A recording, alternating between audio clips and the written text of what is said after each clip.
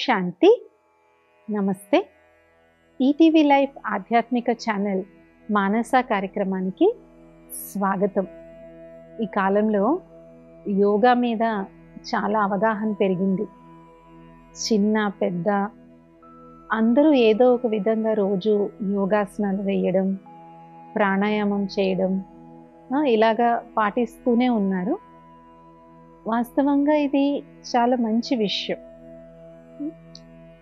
కానీ ఈ కాలంలో యోగా అంటే కేవలం ఆసనాలకు పరిమితం అయిపోయింది.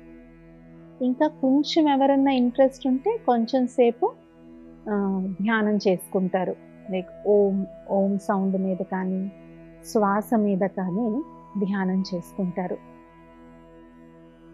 కాబట్టి యోగా అంటే ఇప్పటి తరానికి అండ్ చాలా పాశ్చాత్య దేశాల్లో కూడా కేవలం ఆసనాలు, ప్రాణాయామం ఇవే అని ఒక రకమైన అపోహ ఉంది. వాస్తవంగా ఇవి కూడా చాలా మంచివే. మంచి శారీరక ఆరోగ్యం లభిస్తుంది, మనసుకు తాత్కాలికమైనటువంటి మనశ్శాంతి, ఉపశమనం లభిస్తుంది. కానీ యోగానికే ఆరాధ్యమైనటువంటి శ్రీమద్ భగవద్గీతలో ఎక్కడా కూడా ఆసనాల గురించి కానీ ప్రాణాయామం వీటి గురించి ఎక్కడా వివరణ లేదు. అత్యుత్తమమైనటువంటి యోగానికి నిర్వచనం ఏంటి అంటే ఇప్పటికీ శ్రీమద్ భగవద్గీతే. ఎందుకంటే అది స్వయం భగవంతుడు, పరమాత్ముడే అందులో యోగాన్ని నేర్పించారు కాబట్టి. మరి ఆ ఒరిజినల్గా చెప్పినటువంటి యోగం ఏంటి? ఆధ్యాత్మిక మార్గంలో ఉన్నటువంటి అతి ముఖ్యమైనటువంటి అంశమే యోగం. కాబట్టి కేవలం ఆసనాలు వేసేస్తే సరిపోతుందా? ప్రాణాయామం చేస్తే సరిపోతుందా? మరి ఏంటి ఆ ఒరిజినల్గా ఆధ్యాత్మిక పురోగతికి, ఆధ్యాత్మికంగా మనకి పైకి వెళ్ళాలి అంటే చేయవలసినటువంటి యోగం ఏంటి? అసలు శ్రీమద్ భగవద్గీతలో చెప్పినటువంటి యోగానికి నిర్వచనం ఏంటి అనేది ఇవాళ మనం తెలుసుకుందాము. యోగము అంటే కలయిక అని అందరికీ తెలుసు. వాస్తవంగా దేని గురించి అయితే మనం ఎక్కువగా తలంపు చేస్తూ ఉంటామో దానితో మనకి యోగం ఉన్నట్టు.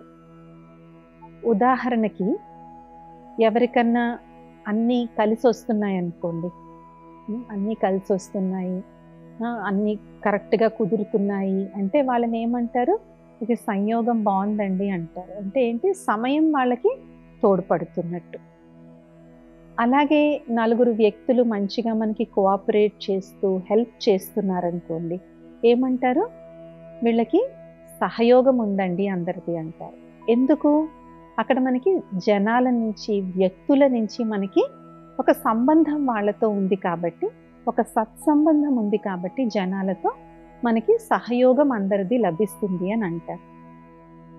అలాగే ఎవరికైనా బాగా ధనం కలిసి వచ్చింది అనుకోండి, ఏమంటారు?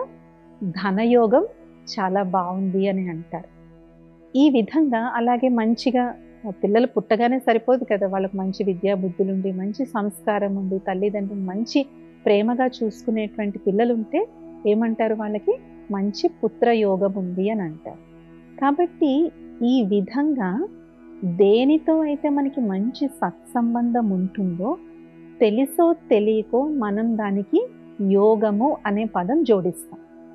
ధనయోగం, సంయోగం, సహయోగం, పుత్రయోగం, ఈ విధంగా.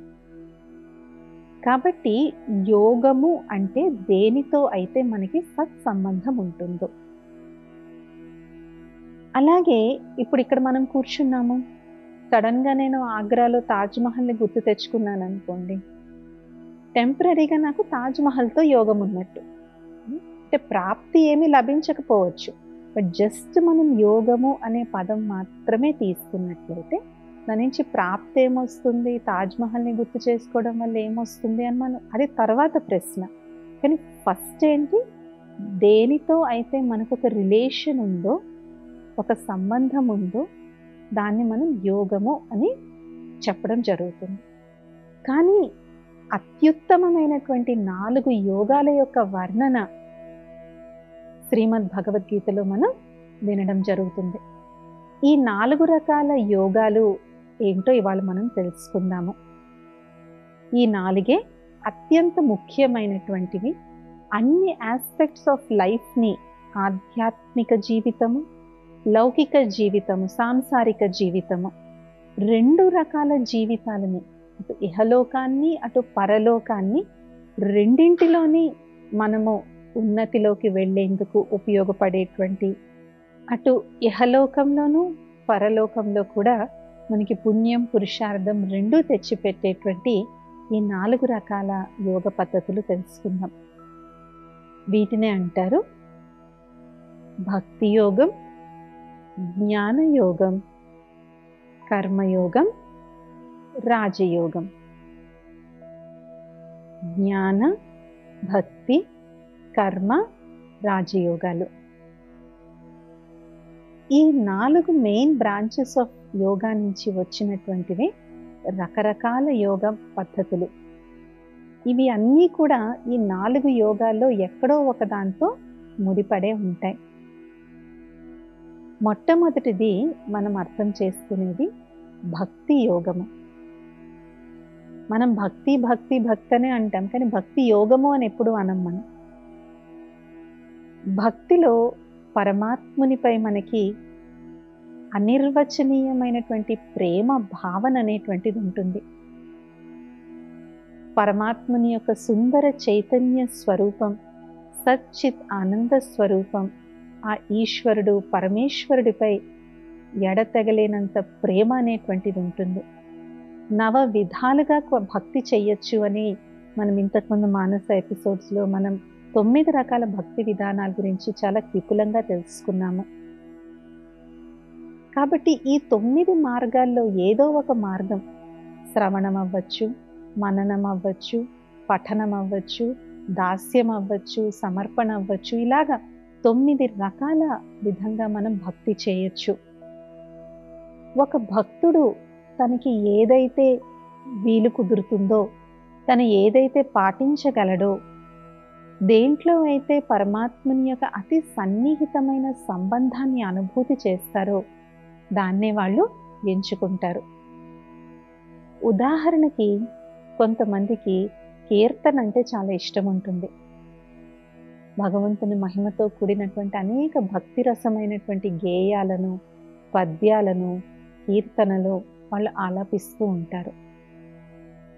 కానీ అది ఆలాపిస్తున్నప్పుడు వాళ్ళకి యోగం దేంతో ఉంది? పరమాత్మతో ఉంది, భగవంతుడితో, వాళ్ళ ఇష్టదైవంతో. హనుమంతుడైతే హనుమంతుడు, వినాయకుడైతే వినాయకుడు, అమ్మవారు, ఈ విధంగా అనేక రకాల దేవీ దేవతలు, రాముడు, కృష్ణుడు, దీనితో పెట్టుకుని వాళ్ళు ఆ భక్తి పారవస్యంలో మునిగిపోతారు. అలాగే కొంతమందికి శ్రవణం అంటే చాలా ఇష్టం ఉంటుంది. వాళ్ళు ఎప్పుడూ కూడా భాగవత పురాణాలను కానీ, భగవద్గీత, రామాయణం వింటూ ఉంటారు. వాళ్ళు ఎక్కడైనా సత్సంగాలు జరిగితే, ఎవరన్నా ప్రవచనాలు ఇస్తూ ఉంటే అక్కడికి వెళ్ళి వింటూ ఉంటారు. కొంతమందికి నైవేద్యం అంటే చాలా ఇష్టం ఉంటుంది. భగవంతుడికి మంచి మంచి నైవేద్యాలు సమర్పిస్తూ ఉంటారు. పత్రం, పుష్పం, ప్రతి వ్రతాలు చేస్తారు, నోములు చేస్తారు, పక్కా ఆచార వ్యవహారాలతో చేస్తూ ఉంటారు. కొంతమందికి దాస్యం అంటే ఇష్టం ఉంటుంది. అంటే భగవంతుడికి నేను దాసుని, ఆయనకి నేను సేవ చేయాలి అని చెప్పి చాలామంది సేవా కార్యక్రమాల్లో కూడా పాల్గొంటూ ఉంటారు. చాలా గుడుల్లో కూడా మనం చూస్తూ ఉంటాము, అన్నదానాలు చేస్తూ ఉంటారు. ముఖ్యంగా శరన్నవరాత్రులు వచ్చిన, వినాయక చవితి వచ్చిన, నార్త్లో అయితే శ్రీరామనవమి, దుర్గాష్టమి, ఇలాంటి సమయాల్లో ఏం చేస్తారు? వాళ్ళు అన్నదానం చేస్తూ ఉంటారు. అలాగే ఇంకా కొంతమంది అయితే ఇంకా ధనవంతులు ఉన్నట్లయితే వాళ్ళు ఏం చేస్తారు? వాళ్ళు వస్త్రాలు దానం చేస్తూ ఉంటారు భగవంతుని పేరు మీద, గుడిలో వచ్చేటువంటి వాళ్ళకి. సో ఇవి అన్నీ కూడా భక్తి యోగానికి ఒక నిదర్శనం. సో భక్తి యోగంలో ఏం చేస్తున్నాం మనం? మనకున్నటువంటి భావన ఏదైతే ఉందో దాన్ని మనం భగవంతుడిపై మనం వ్యక్తీకరిస్తూ ఉన్నాము, ఆయన కోసం వెతుకుతూ ఉన్నాము, ఆయన యొక్క అనుభూతిని మనం పొందాలి అనేసి రకరకాలుగా ప్రయత్నం చేస్తూ ఉంటాం. మనం భక్తి యోగం యొక్క యథార్థమైనటువంటి అర్థాన్ని తెలుసుకుంటున్నాం. ఈ కాలంలో భక్తి ఎలాగ రూపాంతరం చెందింది అనేది మనకు అందరికీ తెలుసు. అది మనం చర్చించుకోవాల్సిన అవసరం లేదు. కానీ ఒరిజినల్గా భక్తి యోగము అంటే, భక్తి అంటే ఇది, అంటే భగవంతుణ్ణి ఆరాధించడం, ఆయనకి సేవ చేయడం, ఆయన్ని వెతకడం, మన ఇష్ట దైవంలోనే ఆ పరమాత్ముని యొక్క, ఆ సర్వేశ్వరుని యొక్క స్వరూపాన్ని చూసుకోవడం. అందుకే దీన్ని ఇంగ్లీష్లో అంటారు, భక్తి yoga is the path of devotion. Devotion అంటే ఏంటి? వాళ్ళకి అంకితం అయిపోవడం అన్నమాట. మహాన్ భక్తులు ఉన్నారు. భక్త రామదాసు జైలుకి వెళ్తానని తెలుసు, అయినా అమ్మవారికి, సీతమ్మవారికి చింతాకు పథకం చేయించారు. అలాగే తులసీదాసు, నేను భగవంతుని తప్ప ఎవరిని చూడకూడదని చెప్పి 2 కళ్ళు కూడా పొడి చేసుకున్నాను. అలాగే భక్త కన్నప్ప, శబరి, మీరా, వీళ్ళందరూ కూడా భక్తి యోగాల్లో పరాకాష్ఠకు చెందినటువంటి వారు. తర్వాతటి యోగము జ్ఞాన యోగము. జ్ఞాన యోగంలో మనం బుద్ధికి పని పెడతాం. భక్తి యోగంలో మనం హృదయానికి మనం పని పెడతాం, హృదయపూర్వకంగా మనం చేస్తాం.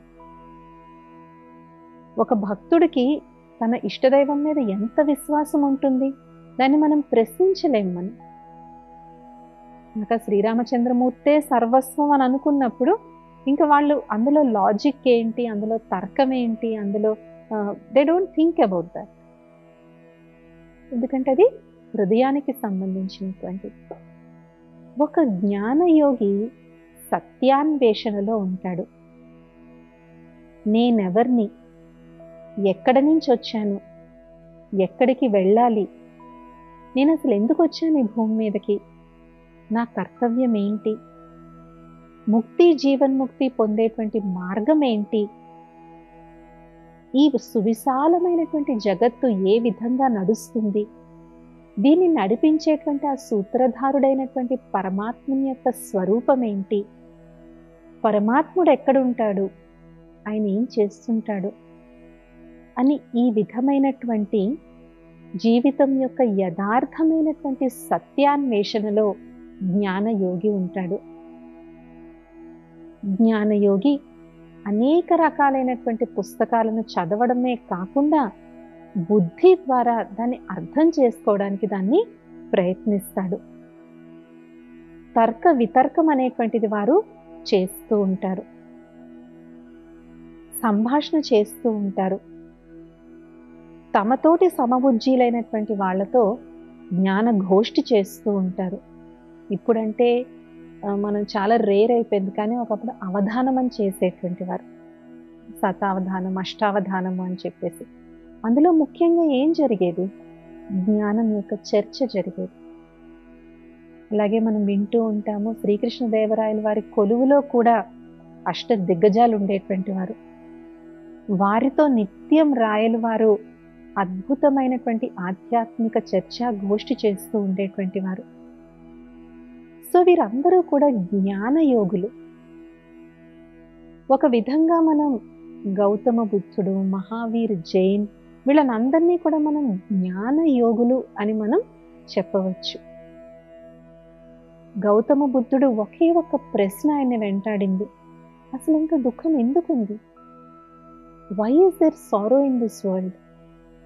ఆ ఒక్క ప్రశ్నను వారు పట్టుకుని జ్ఞాన బోధ చేస్తూ వారు వెళ్ళారు. కాబట్టి ఒక జ్ఞాన యోగి తన బుద్ధికి పదును పెడతాడు. మోడర్న్ టైమ్స్లో మనం చూసుకున్నట్లయితే ఎవరైతే పెద్ద పెద్ద శాస్త్రవేత్తలు ఉండొచ్చు, పెద్ద పెద్ద డాక్టర్స్ ఉండొచ్చు, ఎవరైతే ట్రూత్ని, సత్యాన్ని తెలుసుకోవడానికి ప్రయాస చేస్తూ ఉంటారో వారిని మనం జ్ఞాన యోగులు అని అంటారు. చదువు వేరు, విషయ పరిజ్ఞానం వేరు, జ్ఞానం వేరు, విజ్ఞానం వేరు. ఇప్పుడు మన అందరి దగ్గర ఉన్నది చదువు. ఇంకొంచెం హై లెవెల్ వెళ్తే జనరల్ నాలెడ్జ్, అంటే విషయ పరిజ్ఞానం ఉంది మన దగ్గర. కానీ జ్ఞానం, విజ్ఞానం దానికన్నా ఉన్నతమైనటువంటిది. జ్ఞానము అంటే ఆత్మ, పరమాత్మ, ఈ సృష్టి చక్రం యొక్క రహస్యం తెలుసుకోవడం. విజ్ఞానము అంటే దానికి కూడా అతీతమైపోవడం, ముక్తి స్థితిలోకి వెళ్ళడం. జీవన్ముక్తి స్థితిలోకి వెళ్ళడం. సో ఒక జ్ఞానయోగి జీవితం తాలూకా ఈ పరమ సత్యాలను తెలుసుకోవడానికి అన్వేషణలో ఉంటాడు. అలాంటి మహానుభావులు మన ఆధునిక సమయంలో కూడా ఒక బాపూజీ గారిని, అలాగే ఇంకా ముందుకు వెళ్తే గౌతమ బుద్ధుల వారిని మనం చూడొచ్చు. స్వామి వివేకానందుల వారి గురించి ఒక కథ ఉందన్నమాట. వాళ్ళ ఊర్లో ఒక చెట్టు ఉండేదంట. ఆ చెట్టు అంటే అందరూ భయపడేవారంట. ఎందుకంటే చెట్టు మీద దెయ్యం ఉంటుంది అని చెప్పేసి. అప్పటికి ఇంకా స్వామీజీకి 12 ఏళ్ళే, నరేంద్రనాథుడే ఇంకా. సో నరేంద్రనాథుడు ఏం చేశాడు, నేను ప్రూవ్ చేస్తానని చెప్పి రాత్రంతా చెట్టు మీద పడుకున్నాడంట. వాళ్ళ అమ్మ పాప రాత్రంతా వెతుకుతూ ఉన్నారాను. తెల్లవారుజామున చూస్తే చెట్టు మీద పడుకుని ఉన్నాడు. మా అబ్బాయి దెయ్యాల చెట్టు మీద పడుకున్నాడు, మా అబ్బాయికి ఏమైపోయిందని ఆమె కంగారు పడ్డారు. తీరా చూస్తే ఏమీ కాలేదు. సో ఆ సమయం నుంచి అతి బాల్య వయసు 11-12 ఏళ్ల సంవత్సరం నుంచి కూడా వారు దేన్నైనా సరే లాజికల్గా నేను అర్థం చేసుకోవాలి, ఆఖరికి అది భగవంతుడైనా సరే. అదే జ్ఞానయోగానికి భక్తి యోగానికి తేడా. భక్తి యోగంలో మన మనసు ఎంత పారవస్యం చెందుతుంది అంటే ఆ ఎదురుగుండన్నటువంటి విగ్రహంలోనే నేను ఈశ్వరుని చూడగలను అని. అందుకే పరమాత్ముడు కూడా వారికి ఆ ఇష్టదైవ రూపాన్నే సాక్షాత్కారం చేయిస్తారు. రామకృష్ణ పరమహంసుల వారికి కాళికాదేవి మీద అమితమైనటువంటి ప్రేమ. సో ఆయన భక్తి ఎప్పుడు సఫలమైనట్టు అవుతుంది, ఆయనకు కాళికాదేవి సాక్షాత్కారం అయితే. ఇక భగవంతుడు వారికి కాళికాదేవి సాక్షాత్కారమే చేయిస్తారు. ఇక మీరాబాయి కృష్ణుడు అంటే మహాభక్తి. సో మీరాబాయికి కృష్ణుడి యొక్క సాక్షాత్కారం. భక్తరామదాసుకి సీతమ్మ వారు, శ్రీరామచంద్రుడు అంటే ఎడలేని భక్తి. సో వారికి ఆ సాక్షాత్కారం. ఏ భక్తుడికి ఏ దైవం రూపంలో సాక్షాత్కారం అయితే సాటిస్ఫాక్షన్ ఉంటుందో వారికి ఆ రూపంలోనే పరమాత్ముడు, ఆ ఈశ్వరుడు, సర్వేశ్వరుడు సాక్షాత్కారం చేయిస్తారు. కానీ జ్ఞానయోగి యొక్క విషయం వేరు. ప్రతిదీ అర్థం చేసుకోవాలని ప్రయత్నిస్తాడు. భగవంతుడు అనేటువంటి వాడు ఏం చేస్తూ ఉంటారు, ఎక్కడ ఉంటారు అని ఒక రకమైనటువంటి self realization and God realization. స్వయాన్ని తెలుసుకోవడం, పరమాత్మని తెలుసుకోవడం. మూడోది ఈ అనంతమైన సృష్టి చక్రం యొక్క రహస్యాన్ని తెలుసుకో. సో ఈ రకమైనటువంటి అన్వేషణలో ఎవరైతే ఉంటారో వారిని మనం జ్ఞాన యోగులు అని అనొచ్చు. చూడండి, కొంతమంది సైంటిస్టులు అలా కనిపెడుతూనే ఉంటారు. సూక్ష్మంలోకి వెళ్తూనే ఉంటారు. వాళ్ళందరూ జ్ఞానయోగులే. భలే వాళ్ళ భౌతిక ప్రపంచం యొక్క జ్ఞానాన్ని చదువుతున్నారు, బట్ వాళ్ళకి యోగం మాత్రం దేంతో ఉంది? నాలెడ్జ్. మనం ఒక్కోసారి చూస్తూ ఉంటాం, ఒక్కొక్క వ్యక్తి 10 PhDలు చేశారు, 15 PhDలు చేశారు, 60-70 ఏళ్ల వయసులో కూడా PhD చేశారు. ఎందుకు? వాళ్ళకి నాలెడ్జ్ అంటే, జ్ఞానం అంటే అంత మక్కువ వాళ్ళకి ఉంటుందన్నమాట. కాబట్టి అటు భౌతిక జ్ఞానమైనా అవ్వచ్చు, ఇహలోక జ్ఞానం లేదా పరలోక జ్ఞానమైనా అవ్వచ్చు. ఎవరైతే ఈ జ్ఞానార్జనలో ఉంటారో వారిని మనం జ్ఞాన యోగుల కింద మనం అర్థం చేసుకోవచ్చు. ఇంకా మూడవ రకమైనటువంటి యోగం కర్మయోగం. కర్మయోగము అంటే కర్మతో యోగము. కర్మతో యోగం అంటే కర్మ అంటే ఫిజికల్గా చేసేది కదా, మరి అక్కడ యోగం యొక్క విషయం ఎలా వస్తుంది? కర్మయోగానికి కొన్ని లక్షణాలు ఉన్నాయి. ఎవరైతే తన ప్రతి కర్మను కౌశలము అంటే 100% పర్ఫెక్షన్తో చేస్తారో వాళ్ళు కర్మయోగులు. రెండవది, ఎవరైతే కర్మ చేసిన తర్వాత దాని ప్రతిఫలాపేక్ష లేకుండా కర్మ చేస్తారో అది కర్మయోగం కింద మనం జమ కట్టొచ్చు. పొగిడితే పొంగిపోయి, నిందిస్తే కుంగిపోకుండా, రాగద్వేషాలకి, మాన అపమానాలకి, పొగడ్తలకి, నిందలకి దూరంగా ఉంటూ కర్మ చేసేటువంటి వారిని మనం కర్మయోగులు అని అంటాం. వారిని స్థిత ప్రజ్ఞత అని అంటారు. దీనికి ఉదాహరణ, అర్జునుడు ద్రౌపది స్వయంవరానికి వెళ్తాడు. అక్కడ పరీక్ష ఏముంటుంది? ఒక చేప తిరుగుతూ ఉంటుంది, ఆ చేపను కొట్టాలి. అందరూ రకరకాలుగా ప్రయత్నిస్తూ ఉంటారు. అర్జునుడి యొక్క వంతు వస్తుంది. ద్రోణాచార్యుడు అడుగుతాడు, అర్జున నీకు అక్కడ ఏం కనపడుతుంది అని. మిగిలిన వాళ్ళందరూ నాకు చేప కనపడుతుందన్నారు, నాకు నీరు కనపడుతుందన్నారు, లేదంటే నాకు చేప తిరుగుతున్నట్టు కనపడుతుంది అని అన్నారు. కానీ అర్జునుడు మాత్రం ఏమన్నాడు, నాకు చేప కన్ను మాత్రమే కనపడుతుంది అన్నాడు. అంటే absolute focus on the target. నేను కొట్టాల్సింది చేప కన్ను, కాబట్టి నేను దాన్నే చూస్తాను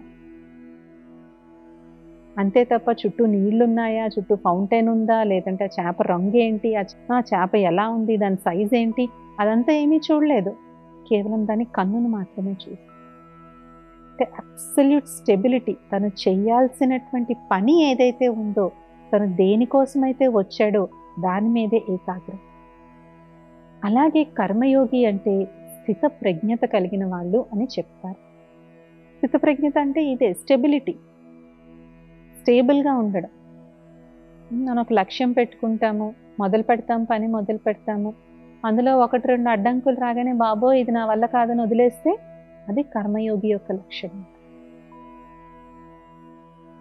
భారతదేశం ఉన్నదే కర్మయోగుల యొక్క దేశం.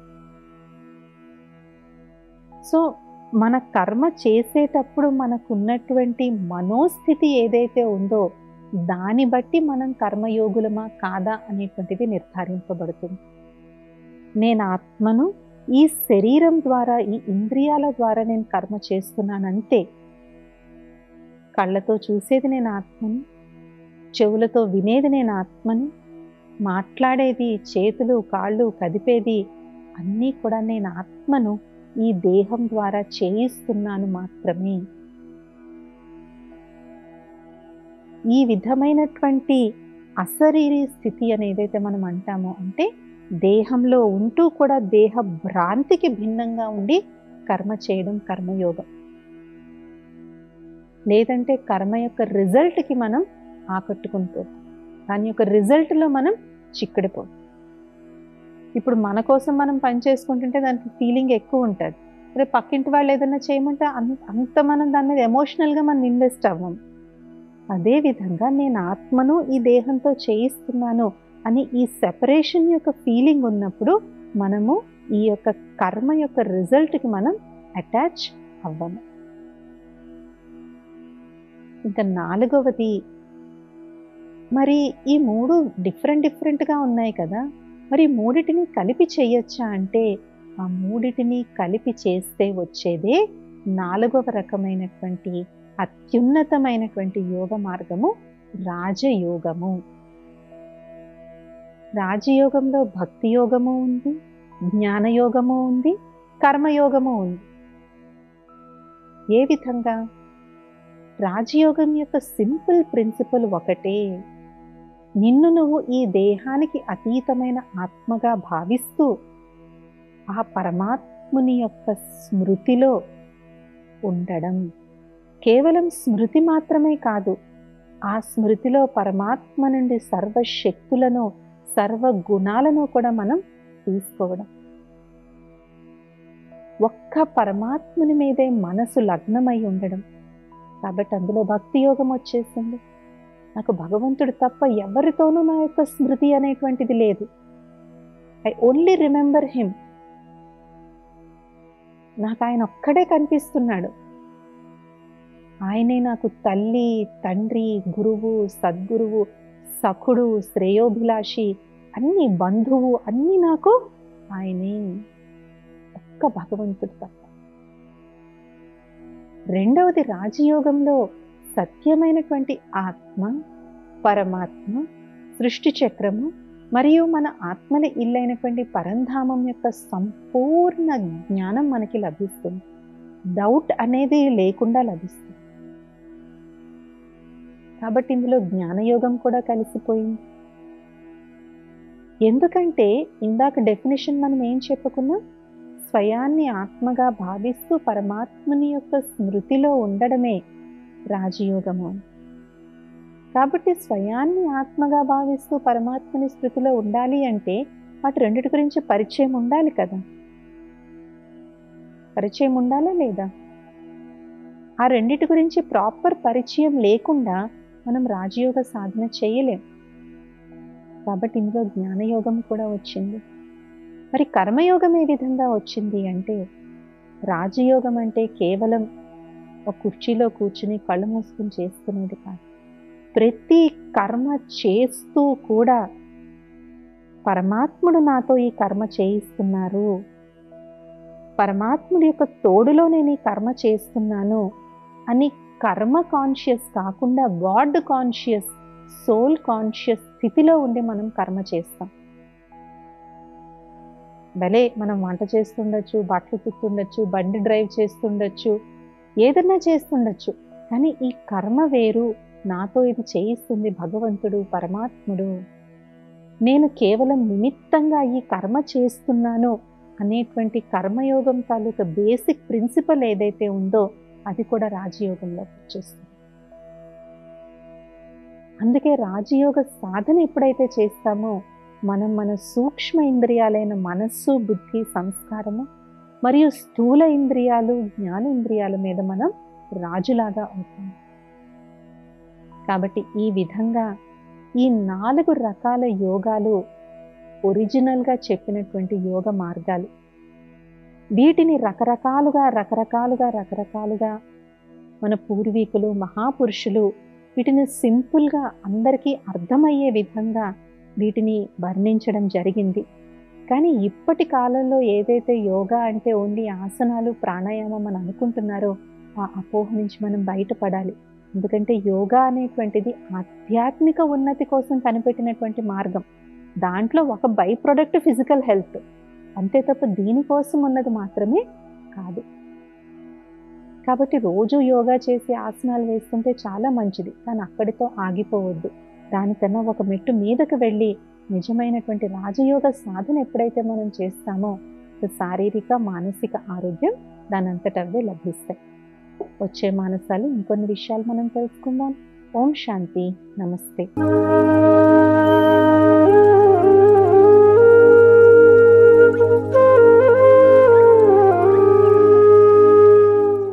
ఈ కార్యక్రమాన్ని తిరిగి చూడాలనుకుంటే www.youtube.com/ETV Life Spiritual లో చూడవచ్చు.